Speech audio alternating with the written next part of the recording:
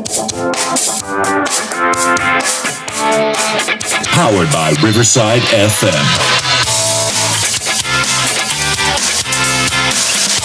All right, so for this Browns Backers interview, please help me welcome from one of the lands of great barbecue, the president of the Browns Backers of Kansas City, Fred. Fred. Thanks so much for joining us, Fred. How are you today?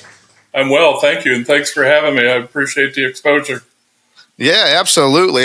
We love our fellow Browns backers, so it's always good to have a new one on here. Let's start out with your chapter. Tell us a little bit about your chapter. Tell us the history, where you guys watch games, all those types of things. Yeah, we started. I moved here in 1995 and for work, and there was no Browns. There was no Browns at that time, and pretty frustrated as everybody else was at that time. But then when they announced it, I went out to see an Indians and Royals game and stood on the corner with a sign about the Browns backers, and that was the beginning of our chapter. It was in 1999, so we've been active for 25 years, and we've got a pretty passionate group, small group that shows up every week. But this year it's been a little bit light. We've got on paper 160 members.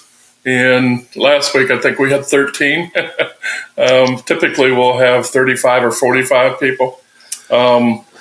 We meet at a bar, old tavern downtown called the Quaff, and they're really good to us. Again, we're in Kansas City, so we get a little bantering, but I'm sure every club does this week, especially with the Chiefs in Cleveland. Should be quite interesting.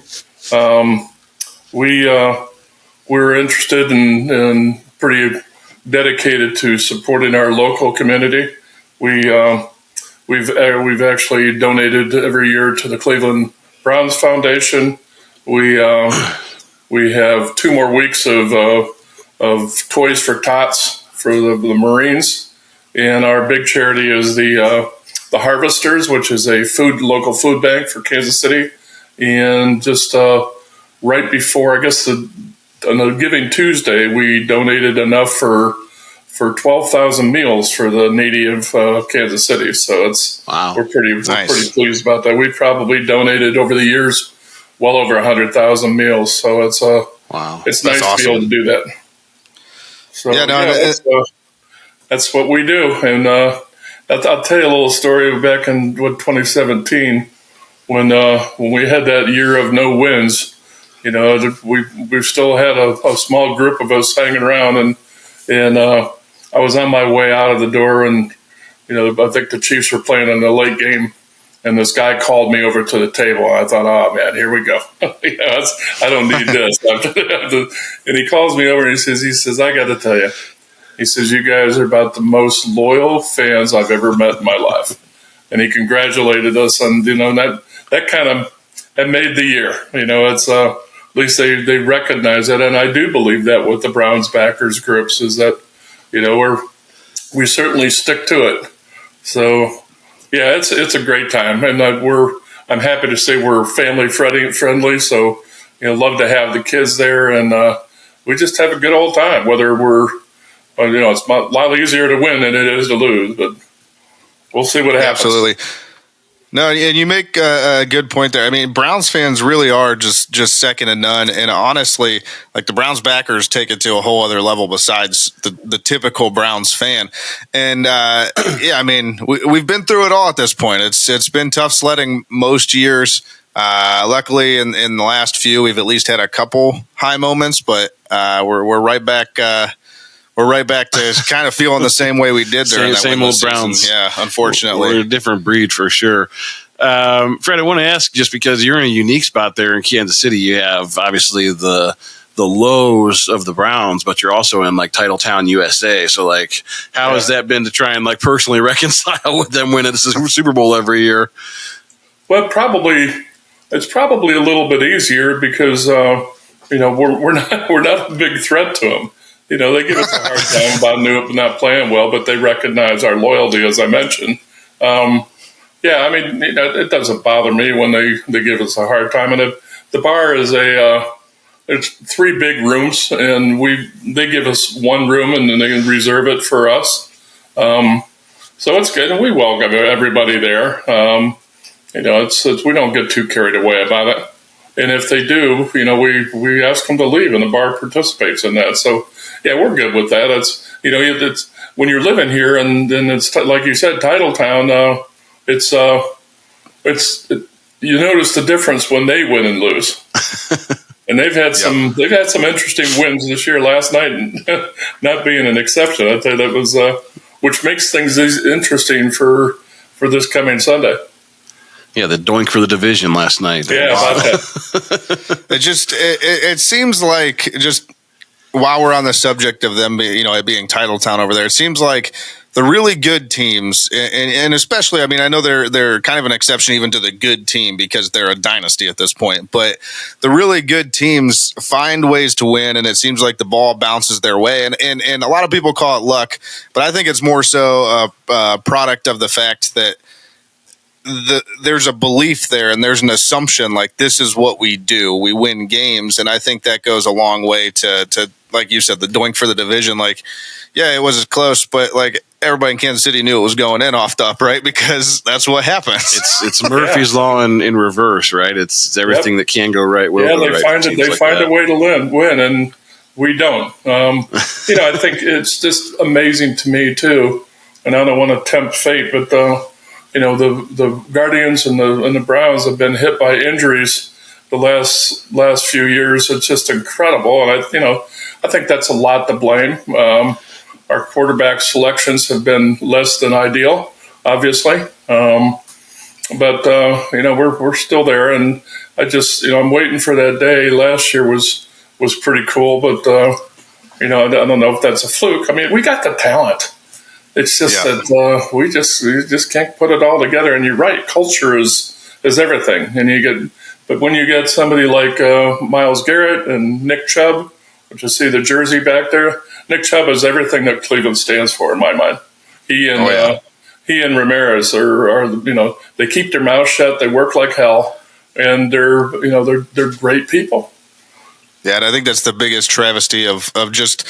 Like this season especially is obviously he wasn't here for the first part of the season, but you're just wasting another year of Nick Chubb's career playing the games that we played at the beginning of the season with the guy that supposedly gave us the best chance to win and those types of things. And Miles and Denzel. There's a number of high all these guys on the team that you feel bad for. All these guys, and you're bringing him back after a devastating injury to an offensive line that has lost. I don't know.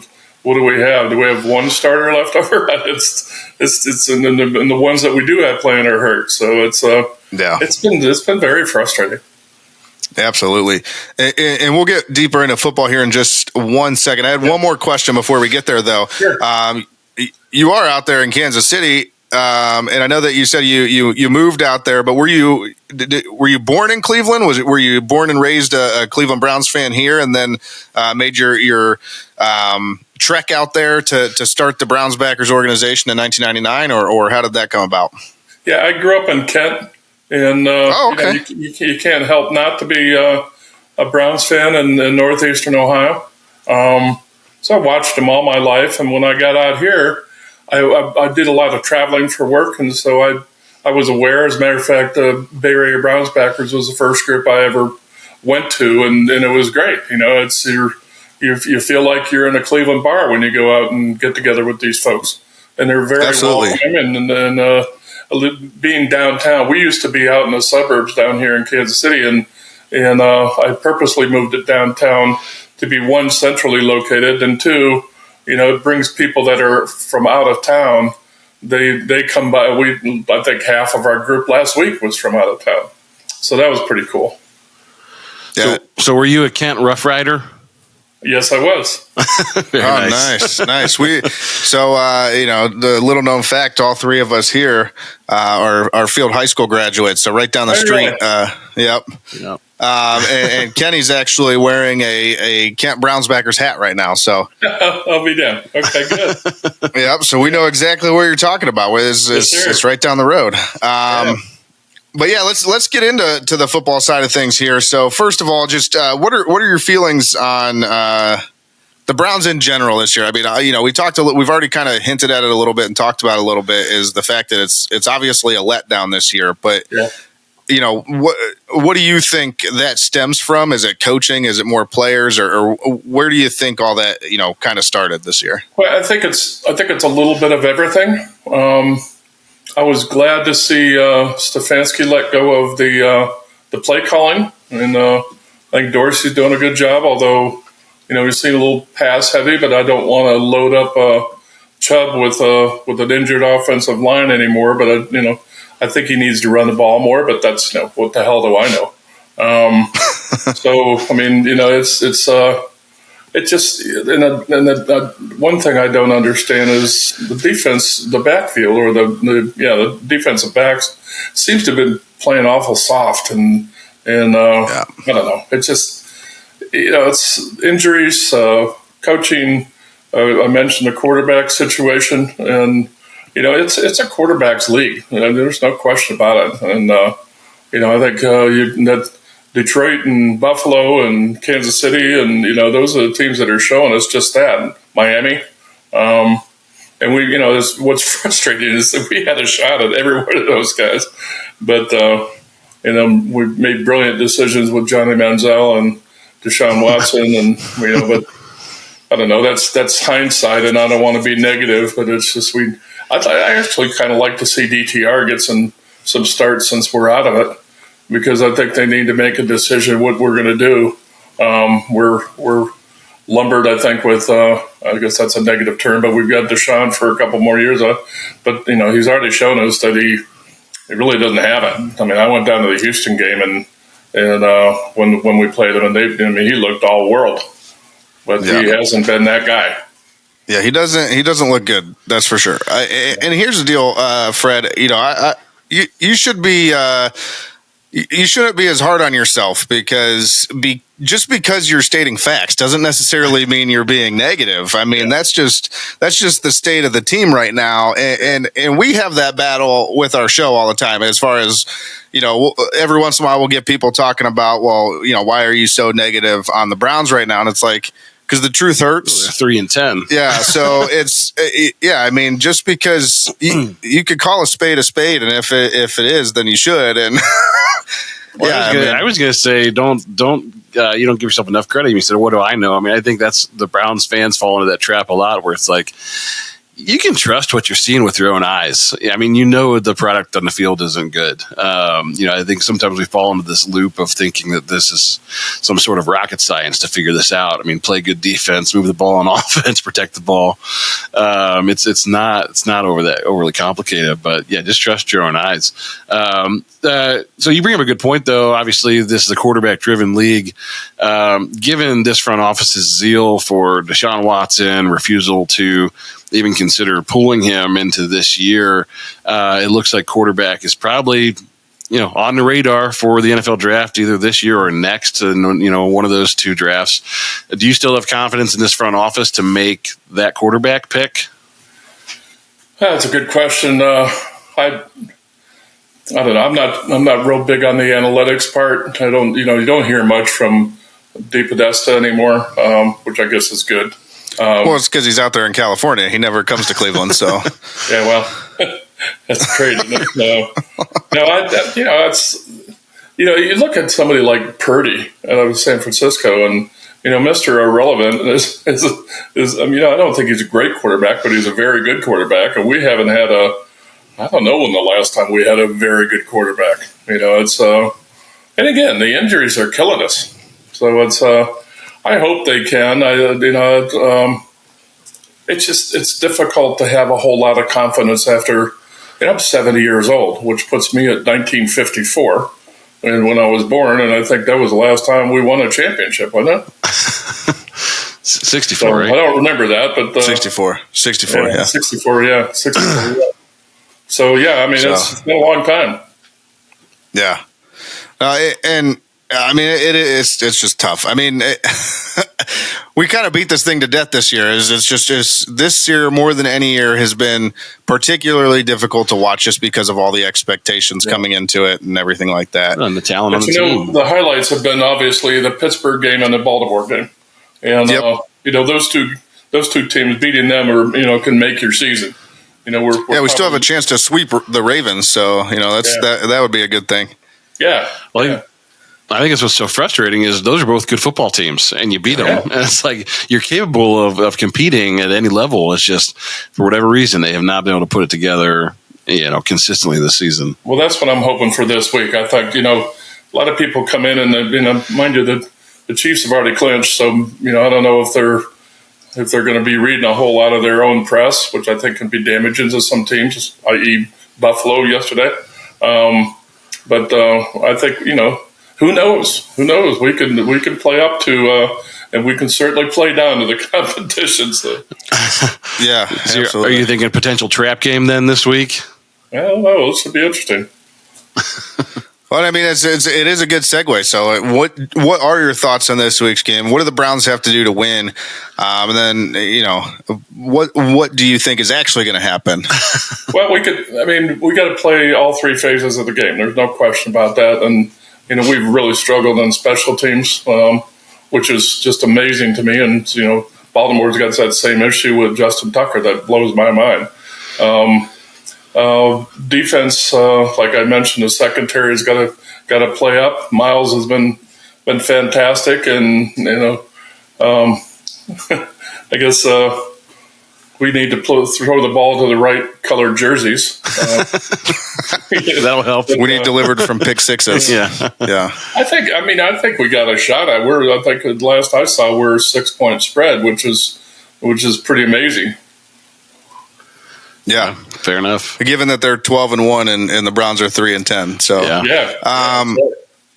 And so with that, Fred, I mean, what's your score prediction this week? We get score predictions from everybody, so you got to give us one too. I saw that you might answer that, or Matt might ask that. I'm going to say the Browns 28-27. I don't know if we'll doink it in, but I think we could take it down to the end and get them. Listen, Fred, you are much more optimistic than we are on the show, but I appreciate it. I would take a win against the Chiefs for the Ravens and the Steelers this year. Yeah, it's one of that, or we're gonna get terribly destroyed. Yeah. We have our moments, and we got to play all four quarters. Yeah, and anytime I pick, which spoiler alert, I'm picking against the Browns this week, but anytime I pick against the Browns, it's like the only time I hope I'm wrong. I hope I'm wrong, but we'll see. We'll see. I appreciate your optimism, though. 28-27 is good, especially given we scored 14 last week. So we're holding Fred to it, 28-27. Yep. Well, Fred, real quick here is legal out here, and I have decided that I will never bet for or against the Browns, and the same thing with the Buckeyes. So it's just whatever. I mean, I'd love to see them. I'd love to see them get it. But Fred, what are you thinking? I mean, I think it's safe to say we're all picking against the Browns, but we actually do a segment later in the show, so you'll listen to our show and tune in, and you'll hear our breakdown of the game and how we're feeling about this week against Kansas City. So I'll definitely do that. Fred, I know we're kind of up against time here, but I just wanted to get given you are, as Ronnie mentioned at the top of the interview, in one of the barbecue capitals of the world. Do you have a favorite smoked meat joint in the area? Yeah, I like the Jack Stack barbecue. That's my favorite, but I get a little picky too. I actually grilled a lot when I was back in Cleveland, and I joined a barbecue team out here, and we competed at the American Royal, and I'm also a barbecue judge. So I've got my little area out in the backyard with the Weber and the smoker and the the gas grill, and it keeps me off the streets. But I love my barbecue. You're still getting after it then. Yeah. Do what? You're still getting after it then. You're not. You're in the barbecue game. Yeah, I love it. Yeah, like our board man Bone Man's a top 10 CrossFitter in the world. You're like a top 10 barbecuer in the world. It sounds like so. Yeah, my wife keeps coming out and asking me, "What are you doing?" And I said, "Well, I'm cooking. Of course. What else Don't would open be that there? grill. Yeah. Well, if we find our way to Kansas City, we'll have to stop by your house the night before your watch party. Yeah, there you go. Absolutely.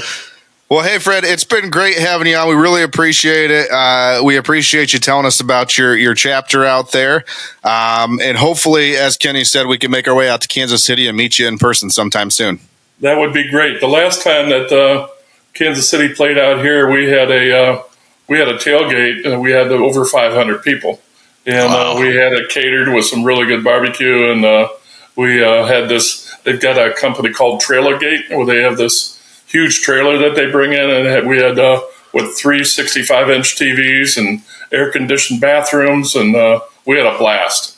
A good crowd, Nice. And again, they're everywhere. They're good fans, and we love to have the visitors. So look forward to seeing you guys. Absolutely. For sure. Thanks, Fred. We appreciate it. Thank you, guys. Again, I appreciate the time and the exposure for our chapter. Absolutely. Thanks so much.